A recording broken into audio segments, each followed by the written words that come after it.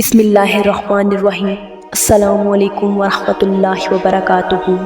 حضرت محمد صلی اللہ علیہ وسلم کا وصال باکمال۔ ایک روایت میں ہے کہ 8 تاریخ ذی الحج خاتم النبی صلی اللہ علیہ وسلم نے اپنے تمام صحابہ اکرام رضی اللہ تعالیٰ عنہ کے ساتھ عرفات میں 2 رکعت نماز ادا کی۔ اتنے میں حضرت جبرائیل علیہ السلام تشریف لے آئے۔ حضرت جبرائیل علیہ السلام یہ آخری آیات لے کر حاضر ہوئے۔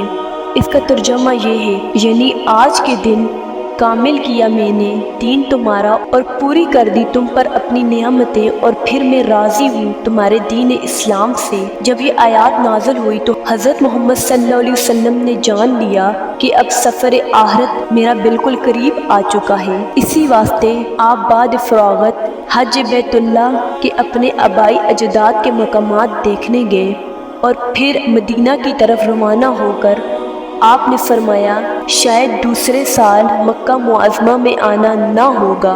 یہ فرمان سن کر تمام صحابہ اکرام رضی اللہ تعالیٰ عنہ گریہ وزاری میں مصروف ہوئے۔ اسی مقام پر حضرت محمد صلی اللہ علیہ وسلم کو درد پیدا ہوا، چنانچہ 13 نمازیں آپ نے حضرت ابو بکر صدیق رضی اللہ تعالیٰ عنہ کی اقتداء میں پڑھی، پھر مدینہ منورہ تشریف لائے۔ ماہ سفر کو بروز بدھ کہ میمونہ خاتون کے گھر میں، جو کہ زوجہ حضرت محمد صلی اللہ علیہ وسلم تھی، سر درد اور بخار شروع ہوا۔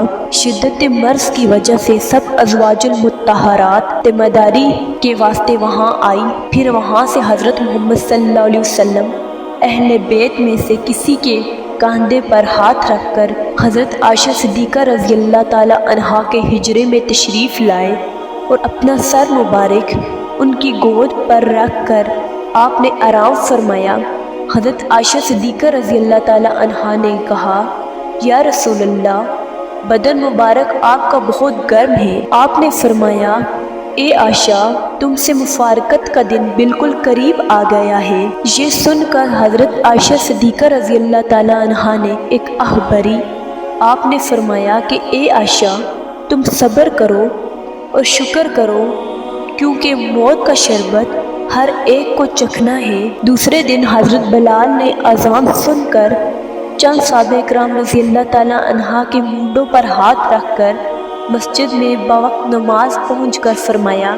حضرت بلال نے فرمایا مجھ میں بوجہ ضعیف کی طاقت نہیں ہے، لہٰذا میری اجازت ہے کہ ابو بکر امامت کر کے فرائض انجام دیں۔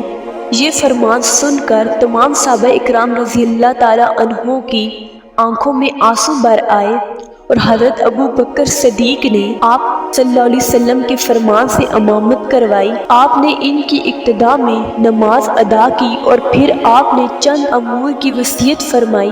اے میرے بھائیوں، میں نے وحی الہی کے موقف سب نیک و بد سے آگاہ کیا۔ اب وقت میرا آخر آ پہنچا ہے۔ میں تم سے کہتا ہوں کہ ہر نیک کاروبار کرتے رہنا اور اس کاروبار کو نہایت ہوشیاری سے میرے بات کرنا۔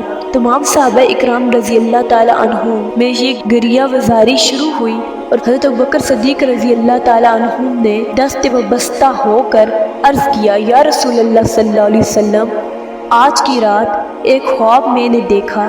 آپ صلی اللہ علیہ وسلم نے فرمایا کہ اس کو بیان کرو۔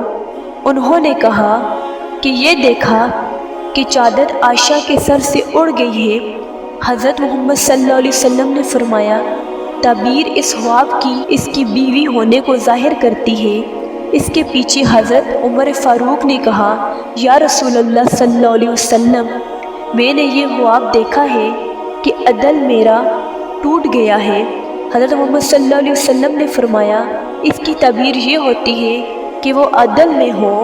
پھر حضرت عثمان غنی رضی اللہ تعالیٰ عنہ نے کہا یا رسول اللہ صلی اللہ علیہ وسلم، میں نے یہ خواب دیکھا ہے کہ ایک ورق قرآن شریف سے ہو پر اڑ گیا ہے۔ فرمایا آپ کے اس خواب کی تعبیر یہ ہے کہ عثمان ورق قرآن مجید کا عبارت میری روح سے ہے اور تن سے مراد ہوا ہوگی۔ حضرت علی رضی اللہ تعالیٰ عنہ نے کہا کہ میں نے ایک خواب دیکھا ہے اور وہ یہ ہے کہ میری ڈال ٹوٹ گئی ہے۔ حضور اکرم صلی اللہ علیہ وسلم نے فرمایا پرس تیری میں تھا اور اس کا ٹوٹنا میرا اس دار فانی سے جانا ہے۔ اس کے بعد حسین رضی اللہ تعالیٰ عنہ نے کہا، یا وجیہ اللہ، میں نے یہ خواب دیکھا ہے کہ ایک درخت بزرگ گر پڑا ہے۔ آپ نے اس خواب کی تعبیر یوں بیان کی، فرمائی کہ اے میرے فرزند، وہ درخت میں ہوں، کیونکہ میں اس جہاں سے جا رہا ہوں۔ اس کے بعد حضرت عائشہ صدیقہ رضی اللہ تعالیٰ عنہ نے کہا، یا رسول اللہ صلی اللہ علیہ وسلم، میں نے یہ خواب دیکھا کہ میرے گھر کا ستون گر پڑا۔ آپ نے اس کی تعبیر یوں بیان فرمائی کہ اے عائشہ، جو عورت یہ خواب دیکھے تو مستقبل قریب میں اس کا شوہر ہی مرتا ہے۔ اس وقت سب صحابہ اکرام رضی اللہ تعالیٰ عنہ اور تمام بیویاں اور سارے اہل بیت زارا زار روئے اور بہت ہی پریشان اور مضطرب بے قرار ہوئے۔ آپ صلی اللہ علیہ وسلم نے فرمایا، بیماری کی شدت مجھ پر بہت ہے، آپ لوگ بلال سے کہو کہ وہ سارے مدینے میں اعلان کر دے کہ صرف 2 روز رسول خدا صلی اللہ علیہ وسلم کے باقی ہیں، اور ساتھ ہی یہ بھی کہہ دینا کہ جس شخص کو دعوی کسی قسم کا مجھ پر ہو وہ آ کر مجھ سے وصول کر لے اور اپنا حق قیامت کے دن پر موقف نہ رکھے۔ الغرض، ایک مرد عکاشی نامی نے دعویٰ کیا، یا رسول اللہ صلی اللہ علیہ وسلم، جنگ احد میں آپ کے ہاتھ سے میری پیٹھ پر کوڑا لگا تھا، لہٰذا میں چاہتا ہوں کہ اس کا عوض مجھے مل جائے۔ چنانچہ یہ سن کر حضرت محمد صلی اللہ علیہ وسلم نے اپنے گھر میں سے کوڑا جو 7 سیر وزن کا تھا منگوایا، اور تمام لوگوں کو عکاشی کے بدلہ لینے کا معلوم ہوا تو ہر ایک صحابہ نے فرمایا، اے عکاشی، ان حضرت محمد صلی اللہ علیہ وسلم کے بدلے ہمارے بدن پر 10 20 40 کوڑے مار لے۔ اور چونکہ حضرت محمد صلی اللہ علیہ وسلم اس وقت شدید بیماری میں مبتلا ہیں، ان سے درگزر کر دے۔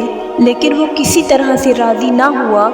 چنانچہ حضرت محمد صلی اللہ علیہ وسلم نے فرمایا، عکاشی، کوڑا اپنے ہاتھ میں لے اور جتنا چاہے مار۔ آپ کے فرمان کے مطابق عکاشی نے درہ اپنے ہاتھ میں لیا اور پھر کہا کہ حضرت محمد صلی اللہ علیہ وسلم، میں نے تو ننگی پیٹھ پر کوڑا کھایا تھا اور آپ کپڑے پہنے ہوئے ہیں۔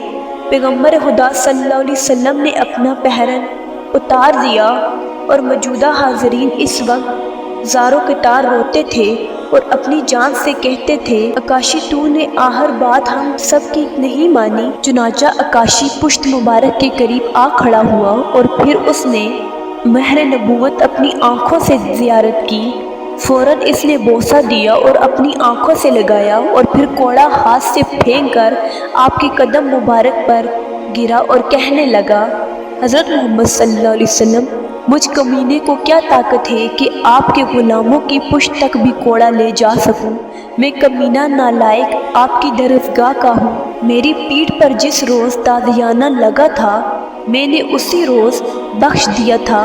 اب تو غرض میری یہی تھی کہ میں اس ہیلے سازی سے مہر نبوت کی زیارت کروں اور پھر آتش دوزخ سے بے فکر رہوں۔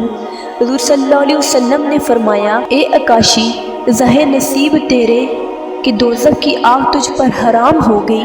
پھر ہمارے پیارے نبی حضرت محمد صلی اللہ علیہ وسلم 12 ربیع الاول کو دوسری تاریخ پیر کے روز اللہ تعالیٰ نے حضرت جبرائیل علیہ السلام کو فرمایا کہ حضرت محمد صلی اللہ علیہ وسلم کی خدمت میں جا کر ادب سے کھڑے رہنا اور بے اجازت ان کی جان قبض کرنا۔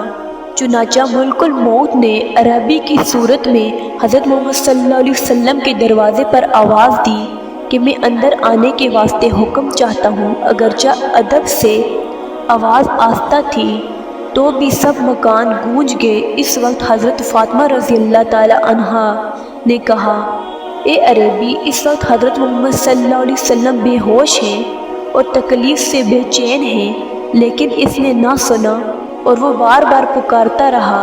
جب حضرت محمد صلی اللہ علیہ وسلم کے کان مبارک میں آواز پہنچی تو آپ نے اپنی آنکھیں کھولی اور پوچھا، اے فاطمہ، کیا غرض کی؟ یا رسول اللہ، ایک عربی اپنی ہاتھ میں تلوار لیے دروازے پر چلا آتا ہے اور گھر میں آنے کی اجازت چاہتا ہے، چند کہتی ہوں کہ وہ واپس نہیں جاتا۔ رسول صلی اللہ علیہ وسلم نے فرمایا، فاطمہ، وہ عربی نہیں ہے، وہ چلا جاوے، بلکہ یہ شخص وہ ہے جو عورتوں کو بیوہ اور بچوں کو یتیم بنائے، تم ان کو اندر بلا لو۔ پھر ملک الموت نے آ کر سلام کیا اور نہایت مؤدبانہ حضرت محمد صلی اللہ علیہ وسلم نے فرمایا، اے میرے برادر عزرائیل، تم میری زیارت کو آئے ہو یا میری جان قبض کرنے؟ انہوں نے کہا، یا رسول اللہ